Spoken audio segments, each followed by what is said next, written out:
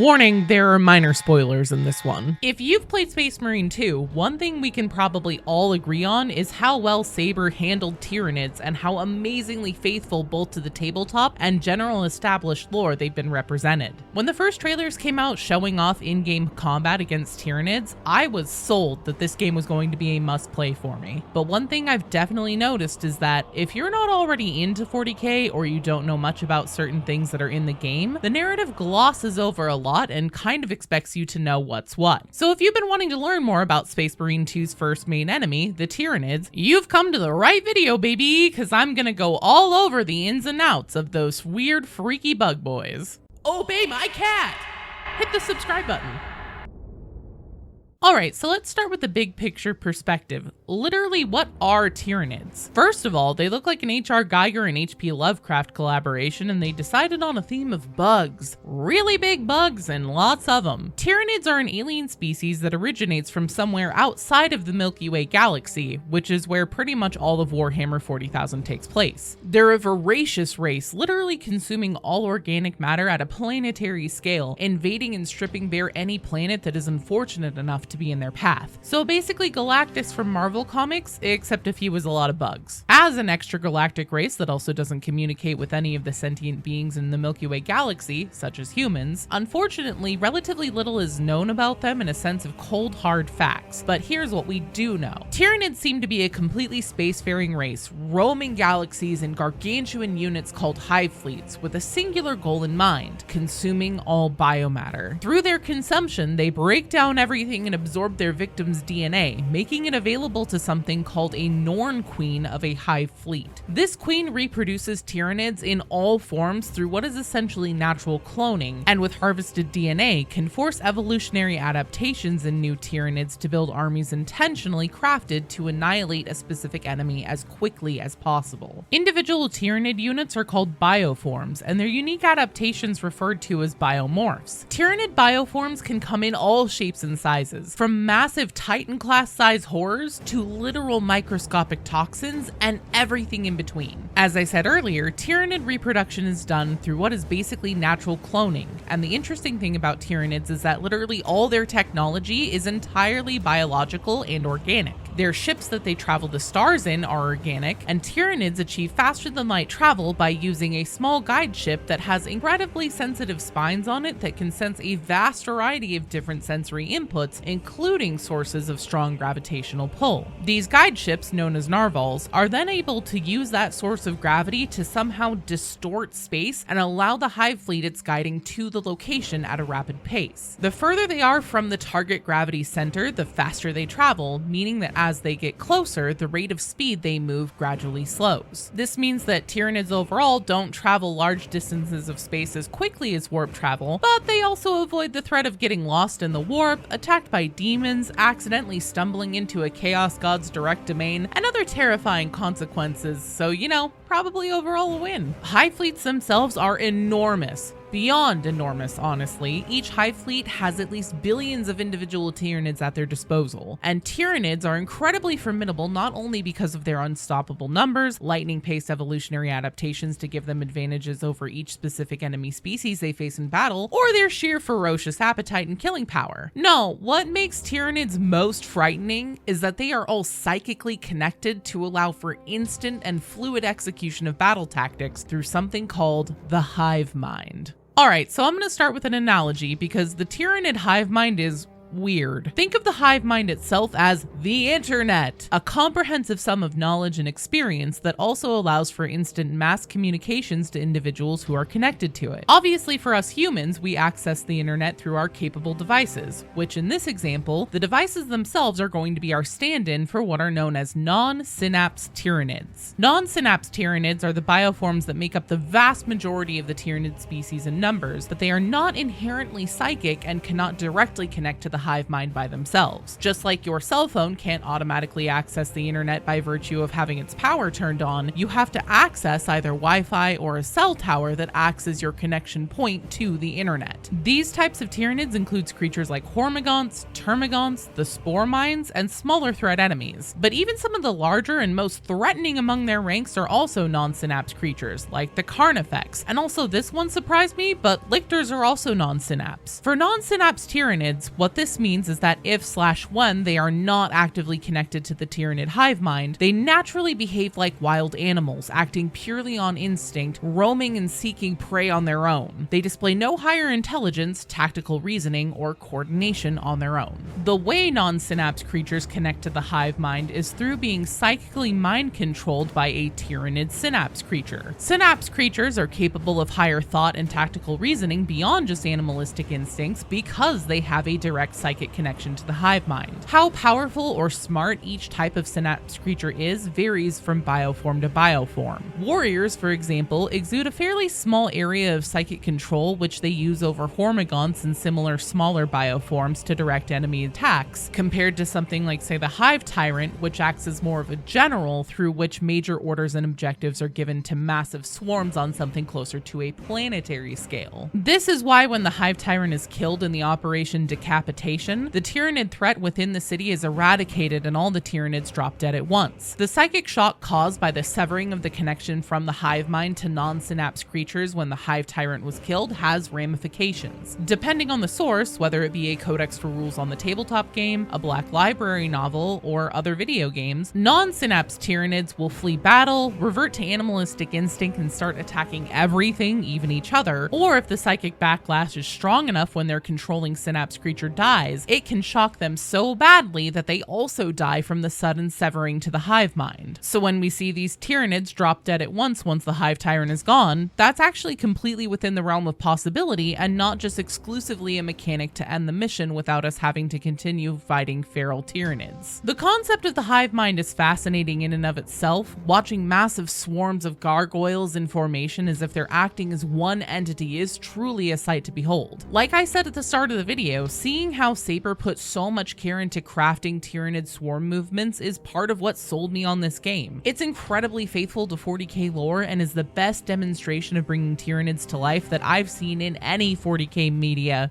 period. But what's even more interesting about the actual hive mind itself is no one actually knows for sure what it is. The best and most commonly held theory in 40k is that it's the culmination of the psychic connection of every Tyranid bioform across the universe, and their knowledge and experience is collectively shared across all synapse creatures. This could be true. It could also be that the psychic connection feeds into a more powerful being that ultimately controls all Tyranids as a single entity, like some kind of horrifying Tyranid god. Now, if Space Marine 2 is your first experience with 40k, you might not know that humanity actually relies on access to the psychic plane of existence parallel to the physical world known as the warp. And when human planets start getting invaded by billions of psychically connected enemies, as you can imagine, that starts to cause some things to go haywire that humans regularly rely on, like long-range communication through space or faster than light travel. This is caused by the psychic interference a Tyranid invasion brings as a byproduct of their psychic presence,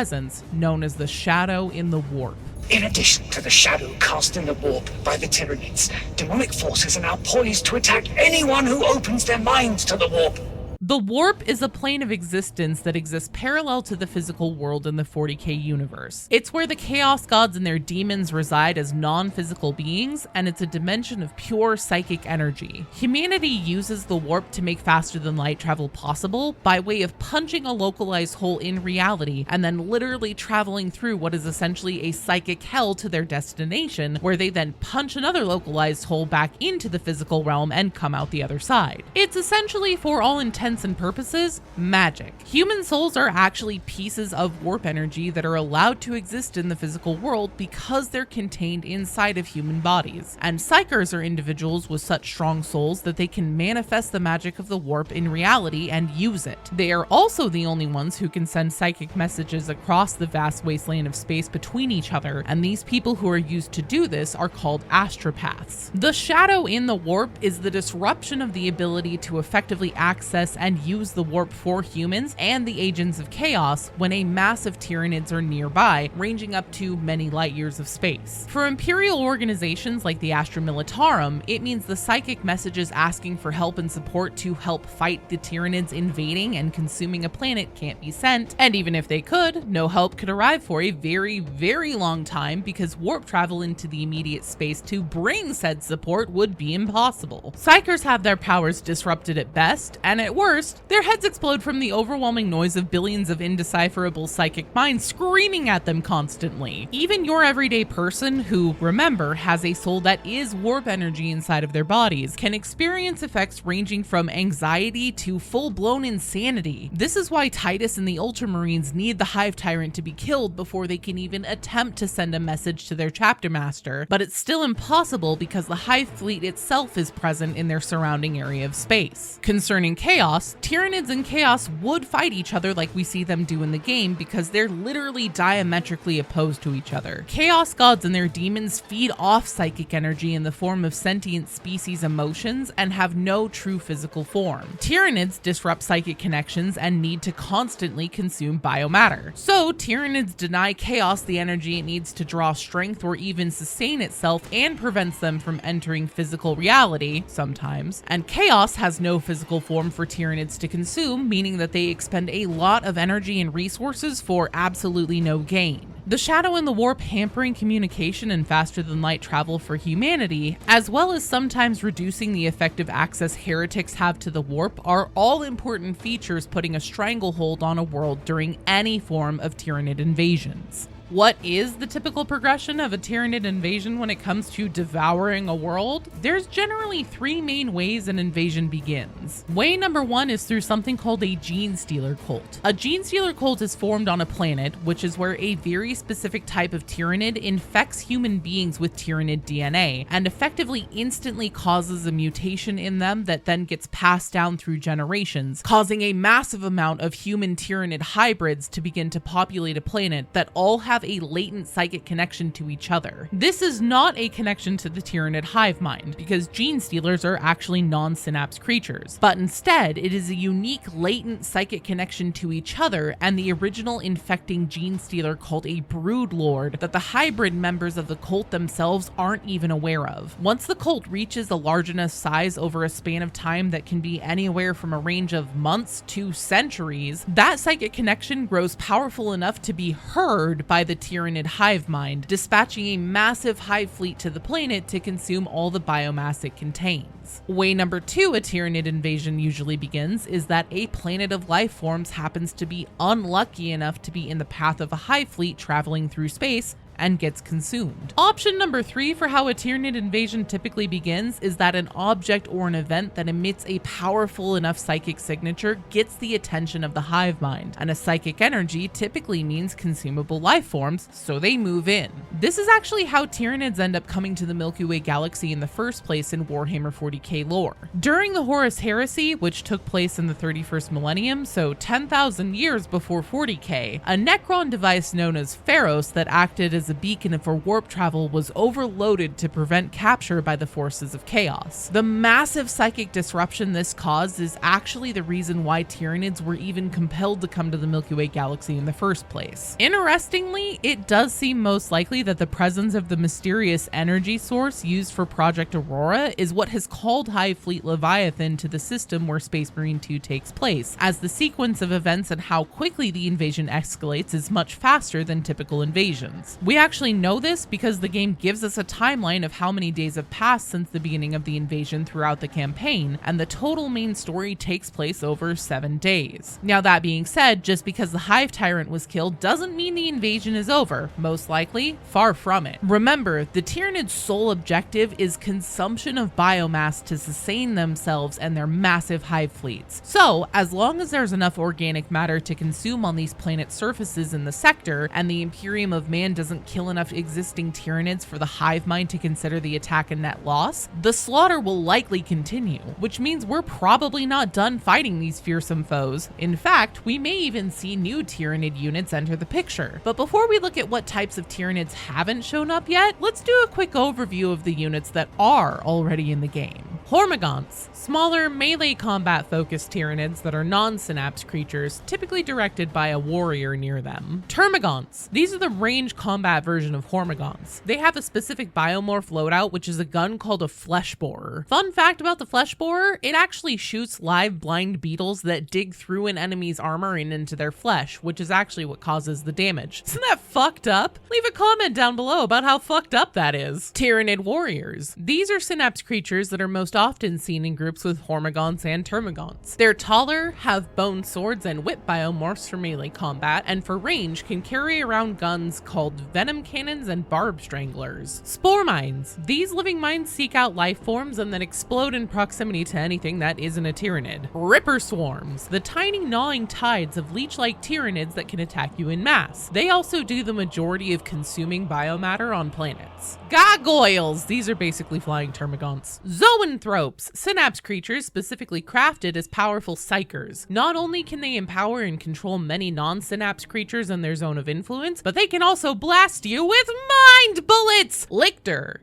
The ultimate hunter, lictors have the ability to turn invisible at will. They've got weird Cthulhu faces and can absolutely rip you apart. Surprisingly, they're not inherently connected to the hive mind, but they're effective assassins nonetheless. They specifically eat their victims' brains to gain the knowledge they're holding, which when the lictor is joined with the hive mind becomes knowledge to the entire Tyranid consciousness. Raveners, capable of sensing a large spectrum of energies, these burrowing Tyranids can hunt humans based on Vox transmitters they keep on them. They are also non-synapse creatures, and when they aren't connected to the hive mind, prioritize chasing prey that runs. The Carnifex. These are basically walking tanks and unstoppable killing machines. They're huge and armored to the teeth, and the hive mind basically has to constantly babysit them to keep them in check, lest they get loose and go on a killing rampage against whatever is in its path, be it enemies or fellow Tyranids. The variety we fight in Space Marine 2 are specifically thornback Carnifexes, which means that they shoot projectiles out of the spikes in their back, but you probably already knew that. Neurothropes. They're basically like zoanthropes, but on steroids. The big bad Tyranid daddy himself, the Hive Tyrant. If you put a Carnifex and a Neurothrope together and amplified its zone of control over other Tyranids, you'd get the Hive Tyrant. It's an even bigger walking tank than a Carnifex and exceedingly physically dangerous. But ultimately what's most imposing about a Hive Tyrant is that compared to most Tyranids, Hive Tyrants are actually individually intelligent to a degree. They aren't just a mere thrall to the hive mind, but instead one of its strongest conduits, and it's one of the few Tyranids that can react to unexpected situations on the battlefield immediately by making decisions on how to adapt swarm tactics, rather than having to wait for directions from the hive mind itself. Tyrannocytes. Believe it or not, these blobs of flesh are actually living Tyranid bioforms as well. They are the means of transportation other Tyranids use to reach the surface of planets, as we actually see a few times throughout Space Marine 2. Basically, Tyranids are loaded up inside this creature's stomach, and when it slams into the ground, it splits open to unleash other smaller bioforms within.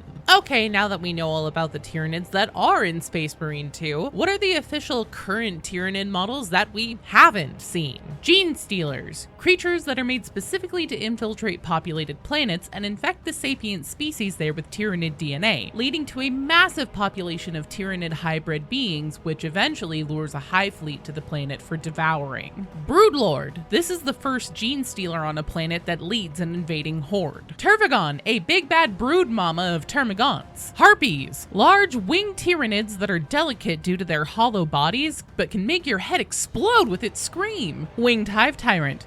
It's exactly what it sounds like. Tyrannifex. Imagine the biggest tank you've ever seen. Now make it bigger and make it a really big bug. That puts you in the ballpark of a Tyrannifex. They're also from the Tyranid research division of Big Anime Guns. Psychophage. An eldritch horror with a body that is a machine that turns psychers into noxious ash clouds. That is so hard to say. Noxious ash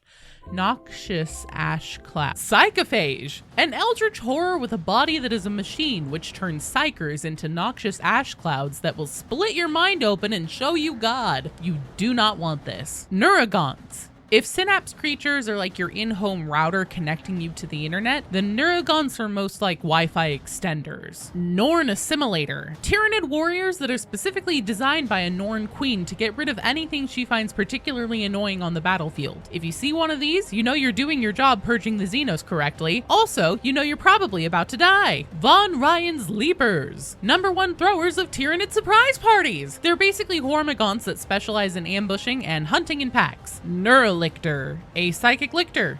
Correct, that is a horrifying concept. The Swarm Lord. This is a single entity. There is only ever one Swarm Lord ever. If it is killed, it is reborn from the hive mind with all of the knowledge and experience of the previous Swarm Lords, effectively making it the same immortal entity. A Swarm Lord only ever arrives in situations where the hive mind recognizes that an act of desperation is needed to crack and break an enemy. Harridan, Harry Dan, a massive fuck-off flying Tyranid that acts as a gargoyle broodmother. Tyranid Prime. It's a warrior, but extra. Pyrovore, another unit from the Tyranid Big Anime Gun division. These monsters are in charge of pre-digesting biomatter, and in combat can shoot fireballs out of its cannon. Usually killing it causes a massive explosion. Biovore. Biovores grow and spew spore mines and are thought to be a bioform that orc DNA was used in creating. I can see why. Norn Emissary. It's a Norn Queen specifically crafted version of a hive tyrant, so bigger and badder. Death Leaper. It's a really big lictor. Hierophant Biotitan. You know Imperial Titans? They're the Tyranid equivalent. Moloch. Picture a really big Ravener. Yeah, no, bigger. Little more. Yeah, there you go. Trigon. Picture a really big Ravener. Yeah, no, bigger. Little more. Yeah, there you go. It'd be interesting to see any of these options added to the game, especially since we know new enemies are coming thanks to the Space Marine 2 roadmap. Are there any Tyranids you're hoping to see added in operations? Is there anything about these horrifying bug creatures you're still wanting to know? Let me know in the comments. Thanks for watching. Praise be to the Emperor, and don't at me if you see me in PvP. I'm still learning, man, and I'm aware it's real ugly. Okay, love you nerds, bye. Thanks so much to these amazing people for helping make this video possible. Leah S over on Patreon, and Rue on Top, John Cousins, Comadre, and Wendy Bergion, who are YouTube channel members.